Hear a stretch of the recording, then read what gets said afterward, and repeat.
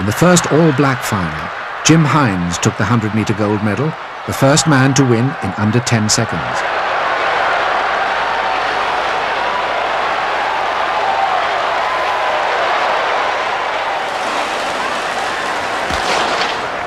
The 1968 Games will also be remembered for the 200-metre final.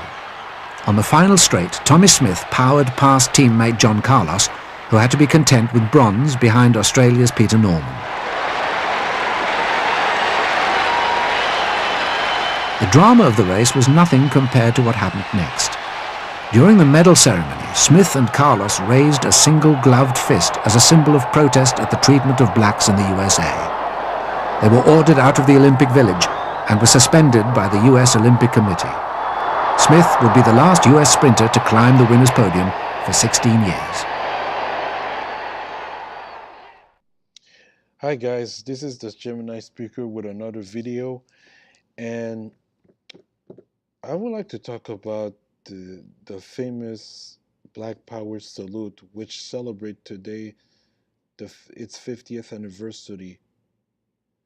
And it was an important event because as we speak today, there's still races going on, and its relevancy is so important because as we see, there's still racism, there's still exploitation on black people, and also there's still suffering. And when they made that gesture, it was, at that time, it was to symbolize black pride and also to honor people or a victim of lynching.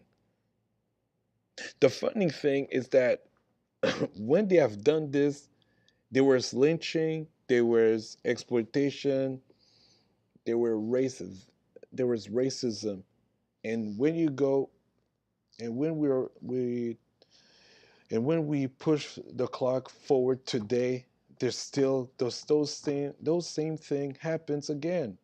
It's kind of history repeating, and when they have done this, Tommie Smith, John Carlos were vilified by the IOC and by the media because they believe what they did was uh, was unacceptable.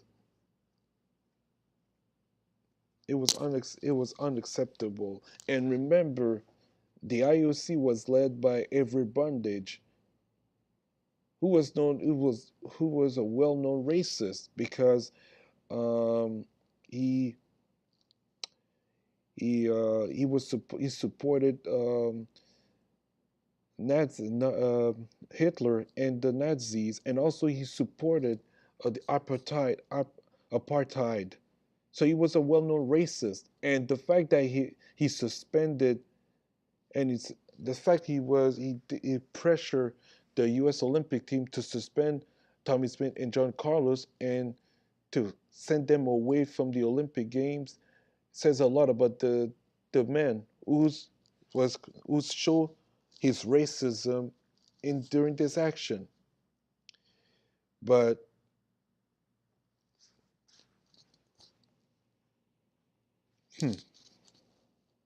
despite the fact it was not violence, but they were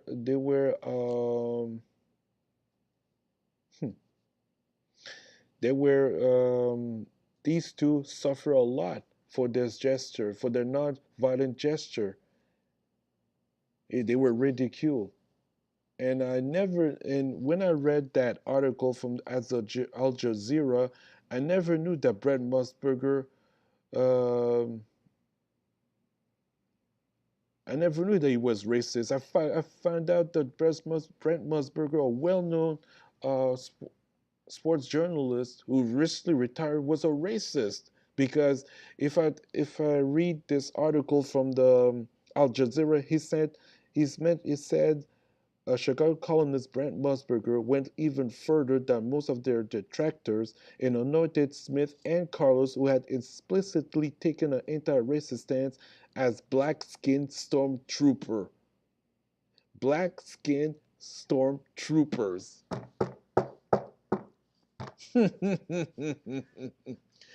Wow.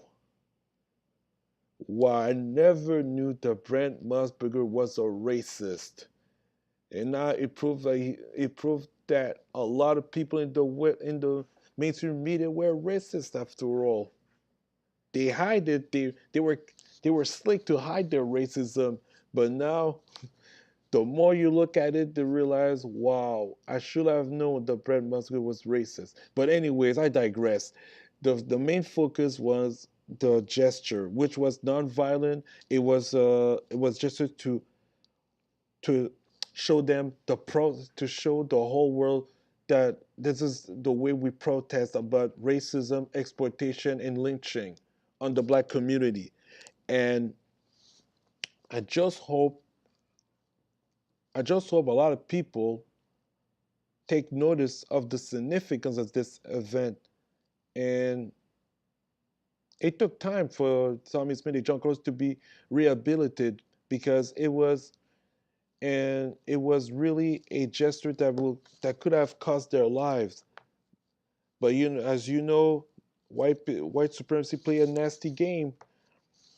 They wait too long after they suffer enough to reinstate these people, like they did with Muhammad Ali. After Muhammad Ali was diagnosed with Parkinson's disease, when his condition deteriorated years after year by year, they start loving him, which was pretty hypocritical. And the fact that when I look at the video they did about when he has been presented uh, them to with the Arthur Ashe Courage Award, I thought it was pretty hypocritical by the Western media, by mainstream media, because the mainstream media never show complete contempt to those two. And also, I have to point out that Peter Norman, the Australian guy who finished second on this race, was also vilified for supporting the gesture. And before his death, the Australian government was willing to rehabilitate Norman by apologizing for his stance on the gesture by Tommie Smith and John Carlos, and he refused. He was true to himself. He stayed firm in his support until he died. And remember, Tommie Smith and John Carlos paid for Peter Norman's funeral. So it shows you that there is that this gesture has inspired a lot of people. It has certainly inspired Colin Kaepernick, but it has inspired a lot of people who understand what it's meant to be black and to be vilified at the same time, because the always in the whether it's in U.S. or in Canada or in other Western part of the world, the black man is always seen as the evil, as the boogeyman, the evil person, the monster. And when I look at it today, it's still relevant because there's still racism, there's still lynching, but in a new form, high tech lynching to be precise, and there is exploitation. So,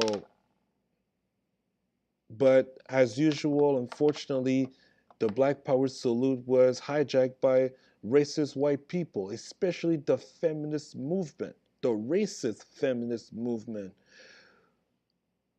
who hijacked the fist to make like they use that as a symbol for women's empowerment, which was insulting, which insult black people, especially black women. And the sad part is, if you remember that infamous picture by Gloria Steinem, and I don't know the name of the black woman was standing beside her, which she should have been vilified for good. For she should have never be revered as a black woman in my view. This is where the hijacking of the black fist happened. And remember, after the guilty verdict on Bill Cosby, Gloria Allred raised the black fist along with her phony client, the black fist. it shows you how white people has the racist white people has hijacked any symbol by black people to make on their own, to make it their own, and the armament to oppress us even more. So this is why, man, we should pay attention on detail. We should revere that we should honor, not revere, but yeah, we should revere, but also we should honor this event. But at the same time, we need to make people understand what is the meaning of it. We need to teach our children the meaning of it, to understand, to have a better understanding. If someone use it for as a form of mockery, you can call them out, because the feminist has done and Gloria already has done, it was a mockery to black people. So